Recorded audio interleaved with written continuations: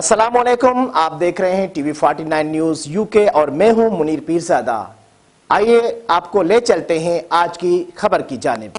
कसूर एसएचओ इलाहाबाद हाफिज आतिफ नजीर की बड़ी कार्रवाई। बदनाम जमाना मुनशियात फरोश नाजिया रंगे हाथों गिरफ्तार, भारी मिकदार में चर्स बरामद, मुकदमा दर्ज।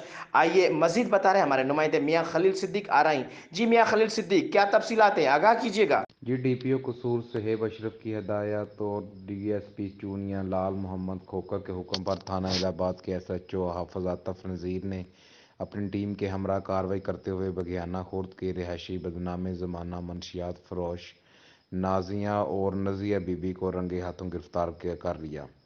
इसके कब्जे से 2 किलो से ज़्यादा चर्स बरामद कर ली। मुलजमा के खिलाफ मुकदमा दर्ज करके सलाखों के पीछे धकेल दिया और मजीद तफ्तीश शुरू कर दी। इस मौका पर एसएचओ हाफिज आतिफ नज़ीर का कहना था कि मुलजमा मनशियात फरोशी जैसे धंधे को सरअंजाम देकर हमारी नौजवान नस्ल को तबाह कर रही थी, जिसको मुखबिर खास की इत्तला पर रंगे हाथों धर लिया गया है।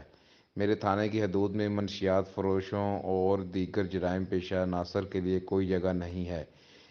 हर इस शख्स से आने हाथों से निपटा जाएगा जो किसी भी किस्म के जुर्म में मुलव्वस पाया जाएगा। इंशाअल्लाह थाना इलाहाबाद की हदूद से जराइम पेशा अनासर का कला कमा करके ही दम लूँगा। जी।